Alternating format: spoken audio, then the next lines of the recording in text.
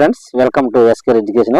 So friends, today topic వచ్చి 9th class problems అండి, physics సంబంధించి. సో ఆల్రెడీ మనం గత వీడియోలో 8th క్లాస్ సంబంధించి ప్రాబ్లమ్స్ టెక్స్ట్ బుక్స్ బేస్ చేసుకుని చెప్పడం జరిగింది. అలాగే బయట కూడా దాని రిలేటెడ్ గా చేయడం జరిగింది. సో ఈ వీడియోలో 9th క్లాస్ సంబంధించి కొన్ని ప్రాబ్లమ్స్ అయితే వాటిని చూద్దాం. టెక్స్ట్ బుక్ అండ్ దాని రిలేటెడ్ గా ఉన్నాయి. ఓకే, ఇంకెవరైనా మన ఛానల్ని కొత్తగా చూస్తున్నట్లయితే ప్లీజ్ సబ్స్క్రైబ్ చేసుకోండి. అలాగే మరి మనం పెట్టే ఈ అకాడమిక్ టెక్స్ట్ బుక్ కంటెంట్ కనుక మీకు నచ్చినట్లయితే please like and share.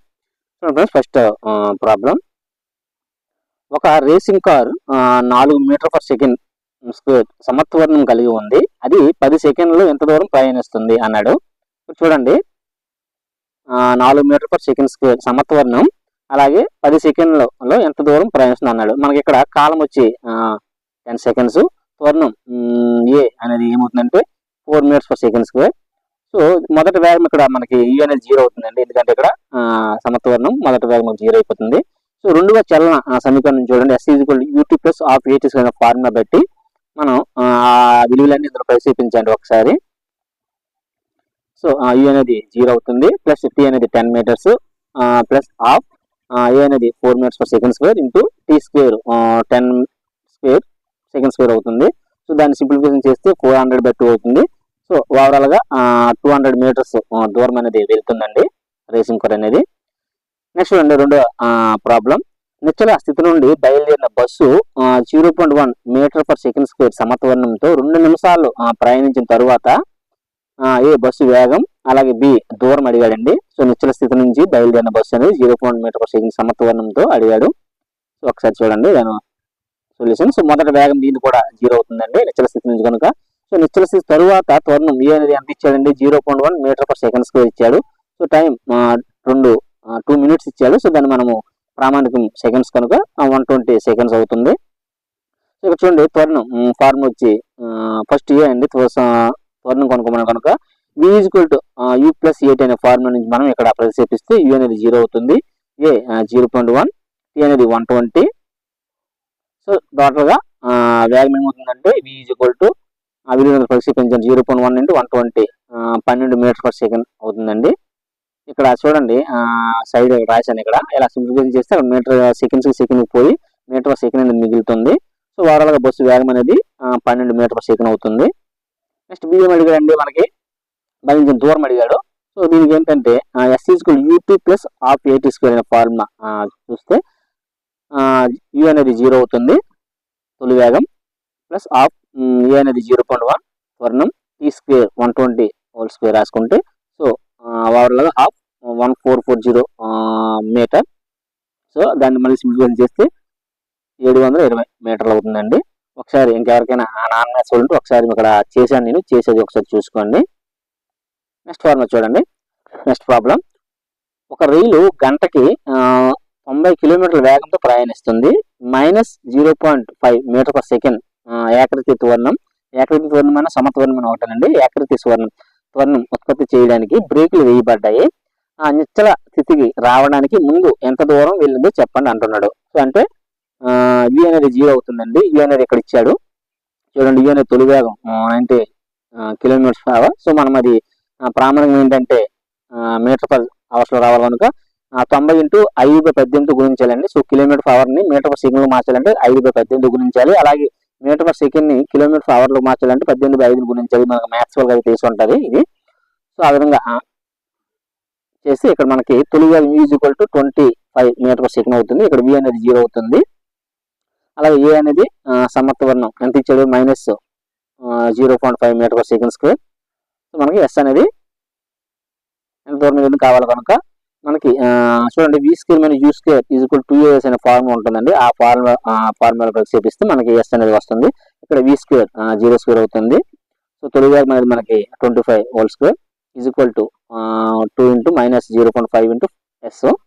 So దాన్ని ప్రతిక్షేపిస్తే ఎస్ ఈజ్ ఈక్వల్ టు 625 మీటర్లు అవుతుందండి. సో ఆ రైలు అనేది 625 మీటర్లకు వెళ్ళాక ఆగిపోతుంది అనమాట, ఎందుకంటే వి అనేది 0 అయిపోతుంది కనుక అక్కడికి వెళ్ళాక ఆగిపోతుంది, అంత దూరం వెళ్ళాక ప్రయాణించాక ఆగిపోతుంది, దాని అర్థం. నెక్స్ట్ చూడండి, ఒక ట్రాలీ వాయుతలంపై వెళ్ళినప్పుడు దాని త్వరణం 2 సెంటీమీటర్ పర్ సెకండ్ స్క్వేర్ అయినా బయలుదేరిన 3 సెకండ్ల తర్వాత దాని వేగం ఎంత అన్నాడు. ఇది కూడా ముందు చెప్పాం, అదే మోడల్లో తొలి వేగం అనేది 0 అయిపోతుంది. ఏ అనేది ఇక్కడ ఇచ్చాడు. అనేది ఇక్కడ మనకి సెంటీమీటర్ పర్ సెకండ్ స్క్వేర్ ఇచ్చేది, దాన్ని మీటర్ పర్ సెకండ్ స్క్వేర్ మార్చాలి. సో 1 సెంటీమీటర్ ఈక్వల్ 0.01 మీటర్ కనుక ఆ విధంగా చూసుకుంటే 2 సెంటీమీటర్ పర్ సెకండ్ ఏమవుతుందంటే 0.02 మీటర్ పర్ సెకండ్ స్క్వేర్ అవుతుంది. సో ఇది కూడా v ఈక్వల్ టు u+at అనే ఫార్ములా నుంచి మనకి వేగాన్ని కనుక్కోవచ్చు అండి. ఇక్కడ u అనేది తొలి వేగం 0, a అనేది 0.02, t అనేది 3 సెకండ్లు కనుక ఓవరాల్ గా వేగం ఎంత అవుతుందంటే 0.06 మీటర్ పర్ సెకండ్ అవుతుందండి దాని వేగం అనేది. నెక్స్ట్ ప్రాబ్లం, ఒక రాయి 5 మీటర్ పర్ సెకండ్ వేగంతో నిలువుగా పైకి విసరబడిందండి. అయితే రాయి కదలిక సమయంలో దాని త్వరణం మైనస్, ఇక్కడ కట్ అయిందండి, -10 మీటర్ పర్ సెకండ్ అండి. దాని త్వరణం కింది దశలో ఉందండి, అది కూడా మైనస్ అవుతుంది. కింది దశలో 10 మీటర్ పర్ సెకండ్ స్క్వేర్ ఉన్న రాయి ఎంత ఎత్తుకు చేరుతుంది, అక్కడికి చేరుకోవడానికి ఎంత సమయం పడుతుంది అడిగాడండి. ఇక్కడ మనకి u ఇచ్చాడండి, ఎంత అండి తొలి వేగం 5 మీటర్ పర్ సెకండ్, v అనేది మనకు 0, ఎందుకంటే ఇది కూడా ఎంత ఎత్తుకు వెళ్తుందండి, ఎత్తుకు వెళ్ళే కొద్దీ వేగం తగ్గుతుంది కనుక సో v వేగం అనేది 0 అయిపోతుంది. సో పైకి వెళ్ళేటప్పుడు లేదా వేగం తగ్గే కొద్ది ఆటోమేటిక్గా త్వరణం అనేది కూడా తగ్గిపోతుంది కనుక మైనస్లో ఉంటుందండి. సో ఏ అనేది -10 మీటర్ పర్ సెకండ్ స్క్వేర్ అవుతుంది. సో రాయి చేరుకునే ఎత్తు కొరకు మనకి v square minus u square equal 2as అనే ఫార్ములా ఉంటుందండి. ఆ ఫార్ములా బట్టి మనము దాన్ని ప్రతిక్షేపిస్తే సరిపోతుంది. సో s మనకు కావాలి కనుక దూరం, so v square minus u square by 2a దీనిలో ప్రతిక్షేపించండి. ప్రతిక్షేపిస్తే మనకి -20/20 అంటే మైనస్ పోతుంది కనుక 0.25 మీటర్లు అవుతుందండి దూరం. సో రాయి చేరుకునే ఎత్తు ఎంత అంటే 1.25 మీటర్స్ అవుతుంది. అయితే ఈ 1.25 మీటర్స్ చేరుకోవడానికి పట్టే సమయం అడిగాడండి. So v equal to u+at formula నుంచి మళ్ళీ ఇక్కడ మనకి v అనేది 0 అయిపోతుంది. v అనేది తొలి వేగం 5 మైనస్ a -10, t మనకు కావాలి కనుక అది అక్కడ తీసుకుంటే -5 + 0 ఇటు పక్క -10 × t ఉంటుంది, మైనస్ పోతే t ఈక్వల్ టు 5/10 అవుతుంది. సో ఓవరాల్గా t ఈక్వల్ టు -0.5 సెకండ్లు అవుతుందండి, ఎందుకంటే 5/10 కనుక. నెక్స్ట్ చూడండి,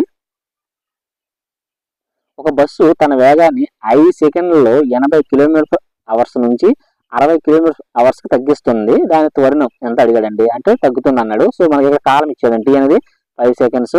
అయితే తొలి వేగం చూడండి, తొలి వేగం ఎంత అండి 80 km/h. దీన్ని మనకి km/h ఉంది కనుక మీటర్ పర్ సెకండ్ లో మార్చదండి, 80 × 5/18 వేసుకోండి.